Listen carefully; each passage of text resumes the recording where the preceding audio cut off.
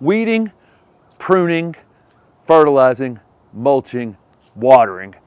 That's the big 5 maintenance things that we need to know when we're maintaining our garden. Once we've gotten to the point where we've installed some things and we're looking around and going, okay, so now what? It was fun picking the plants out. It was fun doing the project, but now we have to do some maintenance. So I want to go through, again, what I call the big 5 maintenance items.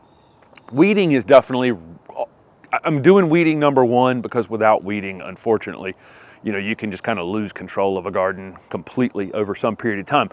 Our goal in gardening is to reduce our seed bank over some period of time. So meaning, when we started this garden project here in Raleigh, North Carolina, it was had been mowed weeds basically for a long time. So it was a lawn, a lawn area, but it was just maintained as whatever was growing was just mowed off. Those seeds every one of those weeds had been seeding themselves for a long, long time. And then we have outside problems too here in this area where so many invasive plants have been planted, whether that's, Chinese privet or Japanese privet or wisteria or English ivy, all of those things. There's a giant seed bank out here. So 3 years into this project, we have less and less weeds because we've kept the ground covered, and we'll talk about mulching later in this. But we're also attacking these weeds from the thought of we don't want them to come to seed. We don't want them to continue to build the seed bank. Every time we pull one, we want to keep a cap on it so that we're not continuing to have weeds. You're going to have all kinds of seasonal weeds. And so here's a great example. I'm shooting this in December. It's actually below freezing as I'm shooting this. And there's poana right here, which is one of those a nightmare weed for a golf courses, because this weed can actually grow on golf greens. And it hasn't seeded itself yet, but it will, and it will produce a ton of seed. A really nasty kind of winter weed. Okay, so we have this time of year you're looking at. I saw the other day henbit in bloom here in December. Usually it's about February or March before we see it actually flowering, but we've had enough warm days here, enough cool nights to get them started and enough warm days to actually get them blooming. Once the henbit and chickweed and poana and all these winter weeds are blooming, they're producing seed and they're adding seed to your garden, which means next year there could potentially be more. And then of course in the spring, when the soil temperature hits about 65 degrees, you get crabgrass and all the summer weeds start to germinate. So the main thing with weeding is to keep reducing that seed bank year over year. I'm going to link a video down below this one that I did years ago at the old house, the old project, about weeds and how, all the ways in which they can be damaging to your garden. But the main things are, number 1, they can take so much of your gardening time away from you.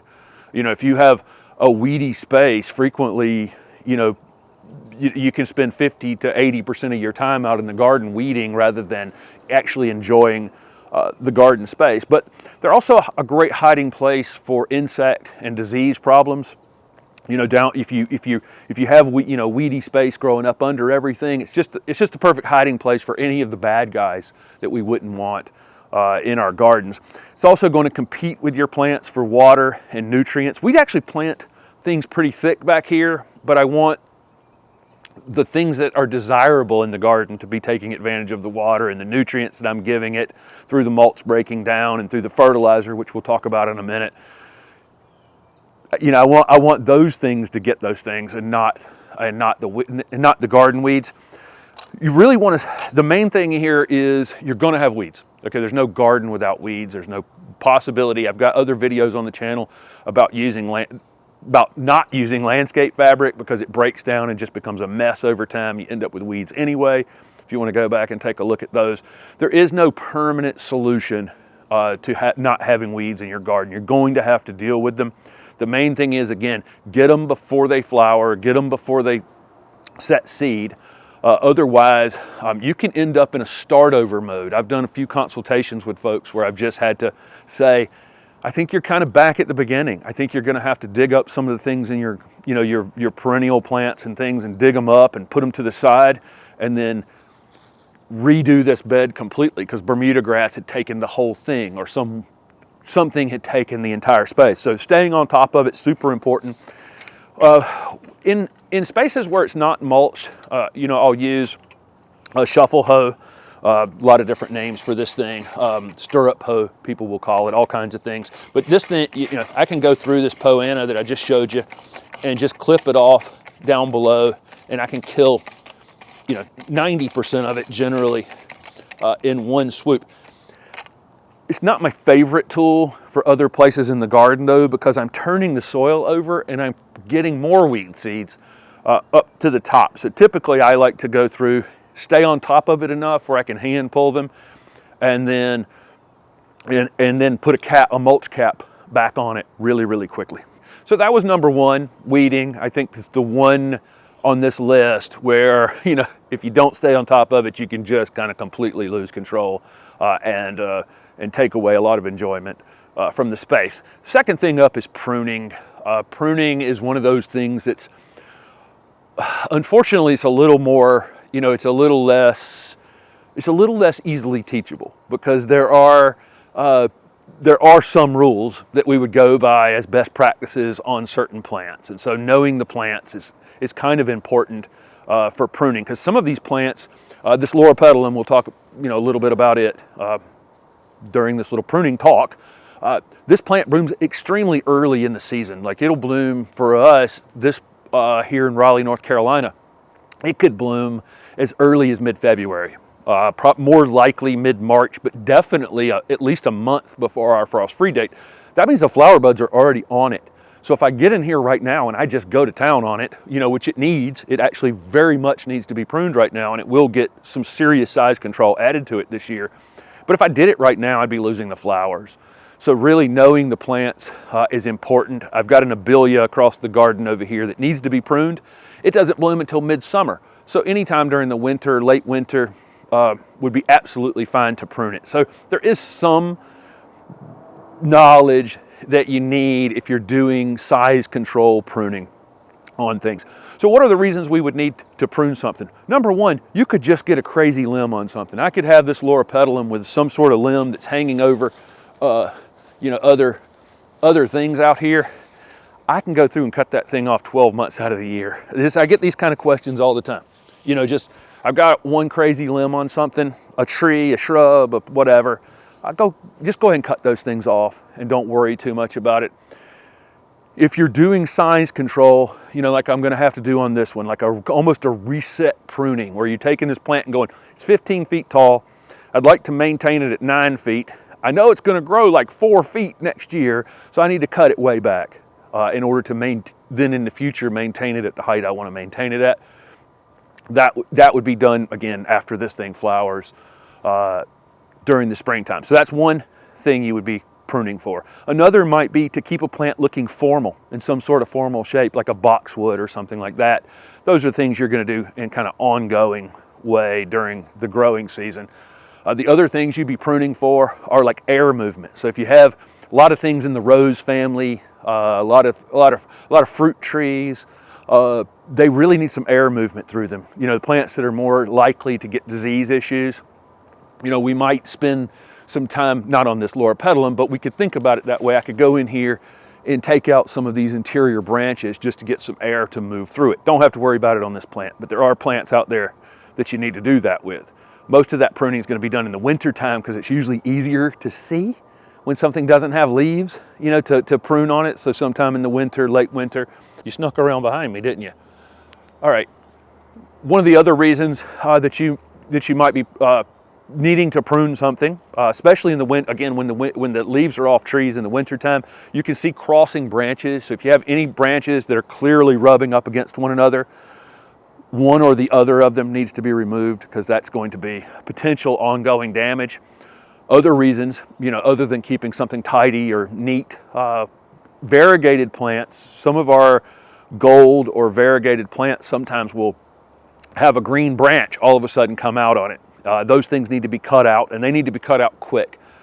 Because if you have a variegated plant and you start to get green growth on it, the branch that's green will outgrow and outpace and sometimes take over the plant. We can get this in some of our plants. Carissa holly is a great example of this, and I took out some Carissa hollies at the old house. It's just a low growing holly that I had as a foundation holly at the old house. It was originally, Carissa holly was a sport of an older holly, which was a very thorny, prickly thing.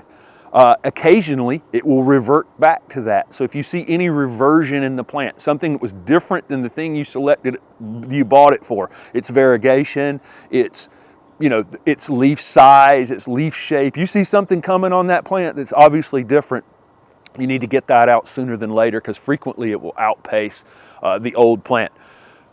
We've had Dr. Armitage on the channel before. He's talked about prune after flowering. So if you have any questions about what you have in your garden and you don't know, you can simply prune it after it flowers, and typically that's absolutely fine. As you get more experience, you can find out the things that bloom on new wood later in the summer can be pruned in the winter time without any problem. The things that bloom on old wood that carry their flower buds through the winter can be pruned right after they flower in the spring typically. That's generally the rule of thumb.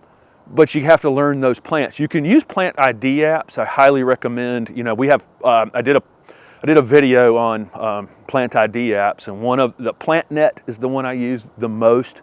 It's pretty reliable. I can come out here and take a photo of this loropetalum, get it identified, and then from there, I might have a video on my channel for it. Probably, if you search loropetalum, almost certainly I'm going to have a video that comes up. You can watch my video, or you can get information about pruning it from whatever source, and make sure that you're doing it at the proper timing. But you will have to do pruning. I mean, it's just one of those tasks in the garden that's necessary to maintain it. I want to reiterate that I have videos on the channel, expanded videos on all the things I'm talking about here. One of them, or several of them, on tools, on the main tools that I use out here in the garden, the most important tools I have out here in the garden. It's not that many, really. I just need the right tools, to tackle some of these pruning jobs. You don't need 14 tools, 14 different types of pruners to do it, but I've covered them if you are interested in having 14 different types of pruners. Also done a video with Steph on the main tools she likes to use versus the ones I like to use, because there may be some, just your physical stature might prevent you from using certain tools in the garden. So that video may be beneficial as well. Number 3 on the maintenance list is fertilizer. Fertilizing is one of the most confusing things out there, because it's the thing you go to the store and, garden center, box store, wherever it is. It may not be anyone to help you at the time, and there's just so many different types of fertilizers, lawn fertilizers and shrub and tree fertilizers, and then very specific fertilizers like just a rose fertilizer, or just a azalea fertilizer, or just it's confusing to the point of just being silly, honestly. I think one of the main things you need to do when you start a garden project is get a soil test and make sure that nothing's just really out of whack in your soil. Most folks watching this don't need a whole lot they wouldn't need a lot of individual nutrients added to their garden. But you may be so low on something like phosphorus or potassium or something like that that you'd need to add it individually. But for the most part, most people watching are going to have most everything in place. Your soil pH is extremely important to how nutrients can be used by the plants in your garden, and there's a video on the channel called Why pH is So Important, and I did it years ago. It's probably not my best video I've ever done, but I think the information in it is extremely relevant. A lot of these acid-loving plants need a lower soil pH because they are big iron feeders, and iron is readily available when the pH is at a certain, when the pH is low. Okay, so that's what you'll learn from that video is soil pH kind of controls what nutrients are available. Again, watch that video because I think you'll get a lot out of it. So going into your garden project, I would get a soil test and just see if something's crazy off the charts, too low or too high. And then we can, you can deal with that from there. But for most everyone, this project here in Raleigh was started by covering the ground in compost, covering the ground in wood chips, and we'll talk about mulch later. And I have fertilized this once a year with an organic fertilizer. That's it. And I've almost done those once a year fertilizing videos to show you how little I actually fertilize. I fertilize at probably less than half the rate of the bag. Okay, you're going to read that it's best to fertilize your flower bulbs 5 times a year, or you're going to read all these things. Keep in mind, it's number one, it's somebody trying to sell you something. Number two, if you use something that's high in a particular nutrient and it's not being used, some of these nutrients are very stable in the soil. So something like phosphorus, you know, it's very stable in the soil. Nitrogen, which is the first number in fertilizer, you know, if you're buying a fertilizer and it's 10, 10, 10, 10, 5, 3, whatever it is, that first number is nitrogen. That one fluctuates. Plants use it. Lots of things go on that kind of change that number. But a lot of the other nutrients that we add, a lot of the other things that we add to the soil are very stable in the soil. They don't have to be added over and over and over again unless you have a plant that's stripping that one nutrient. There are farmers that have to think about this because sweet potatoes will take all the boron out of the field. So they have to think about, you know, that. You don't have to think about that as a home gardener typically. You're not growing some sort of row crop that's going to strip a single nutrient out of the garden. For most of us, we can get away with just using an organic fertilizer once a year, okay? Except for annual plants where we're trying to get a lot out of them. So maybe your flower, your zinnias, your vegetable garden, your hanging baskets, your container plants, we might fertilize those multiple times a year.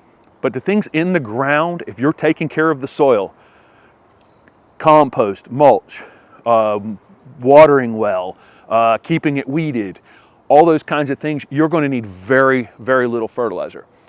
Real quickly, difference between organic fertilizer and synthetic fertilizer, and I have multiple videos on this you can go back and watch. Organic fertilizers typically feed our soil life, our beneficial bacteria, our beneficial microbes, our beneficial fungi that are in the soil, and then those beneficial fungi, beneficial bacteria supply water and nutrients from your soil to your plants, okay? They work, and it works perfectly. It's really difficult to over-fertilize or cause damage from organic fertilizer. You can't overdo anything, obviously, but it's much harder with organic fertilizers because they only feed these things when they're active. Okay, so this time of year when it's this cold outside like I'm shooting right now, all those things in the soil are asleep. And so the organic fertilizer wouldn't be feeding those things. They wouldn't be feeding your plants. They wouldn't be pushing your plants at a time your plants don't want to be growing. Okay, so they just work perfect with the way the system works, which is soil temperature warms up in the spring, everything flushes out, flowers, does its thing, goes back to sleep in the fall. Okay, organic fertilizers work with that cycle. Synthetic fertilizers are just ready-made nutrients that can quickly, some are encapsulated so they're slower releasing, but as they release, they are fully available to your plants and can push your plants at times of the year when they shouldn't be actively growing. You shouldn't be trying to push a plant in September right before the first freeze happens, that kind of thing. So that's the main difference, is organic fertilizers are going to work more with just how nature's clock works, and synthetic fertilizers are just going to push your plant the day you put it on. So this is a top 5 garden maintenance, list, but mulching is probably right at the top of this list, because as I talk about weeding at the beginning of the video, one of the ways to keep from having to do so much weeding is mulching. Mulch puts this cap, over the top of your soil that prevents a lot of the weed seeds that are in your seed bank. I talked about a seed bank in the beginning of this video. There are seeds in this soil for sure. So keeping a cap on top of them, again, prevents a lot of them from germinating. You're going to have weeds no matter what, but timing of the mulch can be very beneficial to preventing a lot of those weeds. So if I have this winter group of weeds that germinate sometime in September, October-ish, as the nighttime temperatures start to come down a bit, as we saw, over here where I was doing weeding earlier with the poa annua. And then we get that round in the summertime are, our summertime weeds, and they typically will start germinating sometime there in March. So if I mulch right before those 2 windows, which is what I like to do, instead of using a big old 4 or 5 inch, layer of mulch, I'll use two 2-inch layers of mulch, just twice a year. So once in September, October is kind of ideal, and once they're at the end of February, beginning of March is kind of ideal. The other thing, beyond weeding, is that the next thing up on the list is going to be watering for your garden maintenance. Mulch does a great job of kind of regulating soil moisture, kind of holding on to the water that falls from the sky and not letting it just immediately evaporate back up into the world. And then I just talked about fertilizing, and these mulches, these organic materials, are full of nutrients that break down, which are helping fertilize your plants as well. The earthworms are breaking down the bigger pieces, and then the smaller organisms are breaking it down further and making those nutrients available for your plants. So mulch is right at the top of the list because it's helpful with all the other things that are on the list other than pruning. I don't know why my mulch won't do my pruning for me. But okay, so what types of mulch, are best? I think the ones that return the most nutrients the quickest are kind of ideal for me. And so, wood chips fit that category, although I don't like to use wood chips in like perennial borders and annual beds and that kind of thing, because it does take, it also takes a bit of nitrogen to break this stuff down, and it can temporarily off-color plants, to use wood chips. So wood chips for me are the thing that I would like to start the garden off with. So I can build garden soil very quickly with wood chips. So this space out here, we put down 6 to 8 inches of wood chips on this entire place. And it just started an engine that started breaking everything down, invited the earthworms and all the beneficial things in here. And that started the process. I've continued to use wood chips for my garden paths. They work great. They're great for walking on.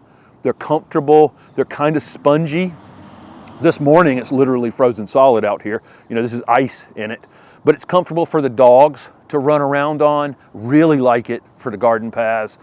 At Juniper Level Botanic Garden, they use a very thick layer of wood chips as their garden paths, and then they throw that material when it breaks down into their garden beds before they mulch, and then they redo the thing. And I thought that was pretty brilliant. But I love walking on this material, and it's great for starting gardens. After that, we leave a lot of our leaves in place, not on the paths, and we don't leave them where they're 6 inches thick anywhere. But if it's a thin layer of leaves like this, we'll either break them down mechanically, run over them with a lawnmower or whatever. I just put up a video on this, but they're great for keeping the ground covered. And we'll have robins out here in the next few months as it starts to warm up again on the other side of winter. The robins come out here and they flip every one of these leaves over and just go to town on, eating everything that's in these leaves. It's kind of fun to watch.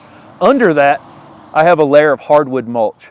Hardwood mulch or hardwood bark is some combination of a little bit of wood, like wood chips, with the bark of a hardwood tree, like an oak. Okay, and that's the main thing I've always used in my garden beds, because it does break down, it does add nutrients back in. And then there are just plain barks. This is a bark of a pine tree here that I typically use in my annual beds. Works really well. It stays very well aerated. Plants can root down into it easily. But there are lots of different mulch options. For me, my top go-to mulch for all of my beds with woody shrubs and trees is going to be hardwood mulch and the leaves that fall off the trees. For starting the garden, it's going to be wood chips, and then wood chips for my garden paths. And then I use some sort of bark product to grow my annuals in, or to cover my vegetable garden in the wintertime. So I'm definitely an East Coast gardener. And so the information I just gave you on mulch, is probably not going to work in Arizona, where there's not a lot of hardwood trees to have hardwood mulch. And so when you're gardening, you're probably, if you're in the Southwest, you're probably not going to be covering things with organic materials. It's going to be a completely different. It's going to be a completely different look out there. So a lot of the availability of a pine bark, which I just showed. We have all the pine trees in the southeast. It's probably not going to be available in the upper Midwest. Maybe it is, but probably it's not. I would, again, check with your extension agent, go to gardens in your area, see what they're using for mulches. That would probably be helpful. There'll be mulch yards or landscape yards in your area. You can go see what's available there. But something with a little bit of a wood component will typically break down a little faster and add nutrients to your plants. A lot of people, in their minds, they want to mulch once and be done with it, but I actually want the mulch to break down. It has the nutrients inside of it that are going to feed my plants, and they're going to help me build soil over time. So I don't mind redoing it a couple times a year for sure. Last up on the list is watering, and watering is probably the thing that kills the most plants in gardens. It can be a little difficult to learn, watering. I think there are far more plants that are loved to death than underloved.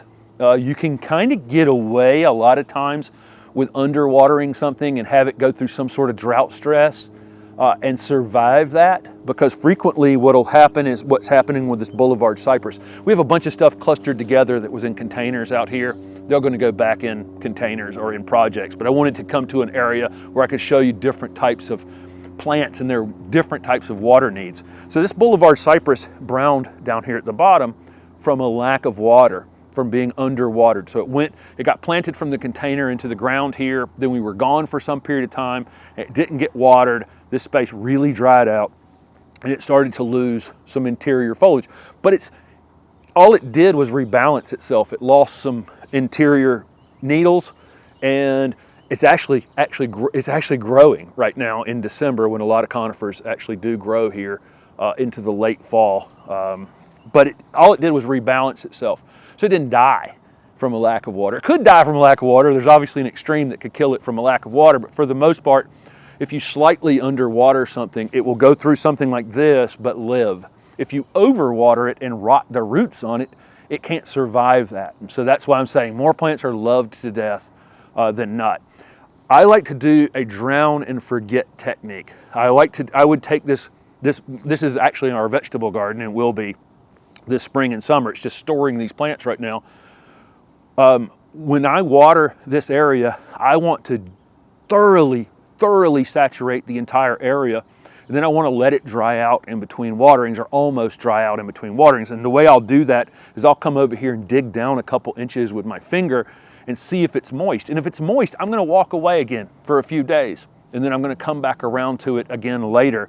And then when it needs water, again, I'm going to really thoroughly saturate it. So I talked about pruning being one of those things that you kind of have to learn a bit over time to know, the timing on, pruning all of these plants, these different plants. Again, I got a lot of content on the channel, but it just takes a little bit of time, to identify all the plants and then know, the proper timing on pruning them. This is the same thing on watering, is knowing the types of plants that you're putting into your garden. We have over there in the vegetable garden where I just showed you, there's yucca growing. There's yucca over there. We have agave here. We have some Southwest Mexican natives, South African natives in this garden. They were planted up high and dry. They can't take the amount of rainfall that we get here in the Southeast. So some of it is also knowing the plants that you're buying. And if they're plants that can't take a lot of water and you're in an area that gets a lot of water or a lot of humidity, knowing to plant them high and dry. Or if you're in an area, where you're planting something that needs ongoing watering all the time, but you're in an area that's, you get seasonal rainfall, you just need to know the plants, a little bit about the plants that are in your garden. Hopefully, one of the issues, and I've said this a few times on my question and answer videos, one of the issues with this YouTube gardening thing is that people see a lot of things that they want, from a YouTube video, but they're not really in the appropriate area to be growing that thing in. And then you're going to end up in a cycle where you're going to have to be watering this thing and watering it and watering it and watering it. I enjoy traveling. I enjoy seeing some of the things that I can't have in my garden in other places, and I don't necessarily need to have those things here. So I think one of the things we can think about with watering is using plants that we can grow successfully in our gardens without having to water as much. But there is watering to do. Again, I'm in a place where you get rain 12 months out of the year, but I'm having to water occasionally, and I'm prepared to do that. So we have drip irrigation that we've installed out here, and I have never hooked it up. I've been lucky enough the last 3 years that we've had enough rainfall where I haven't really had to go, I really need to hook this up and get it running properly. We've been able to just put out an overhead irrigation, overhead sprinkler in a few spots in the garden here or there. I would imagine at some point I'll have to do that enough where I'll probably hook this irrigation system in. I would check with your extension agent. So if you're in an area that gets seasonal rainfall, how are people handling that in your area? If you're going to go 6 months without rain, are you planting the appropriate plants for those conditions? And check with other people in terms of how they're watering and how they're irrigating in those spaces, because it's going to be different wherever you live in the country. Humidity matters a lot. Here in the Southeast, again, we can have humid days, and these plants can take water in just through the air, and you're not going to have that necessarily in the desert Southwest. So there you go. There's my 5 maintenance things, and I have videos on all of these things. But this,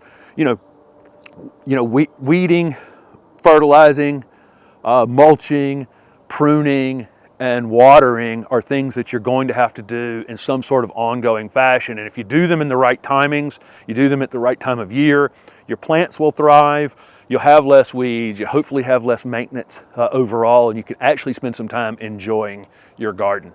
Thanks for watching.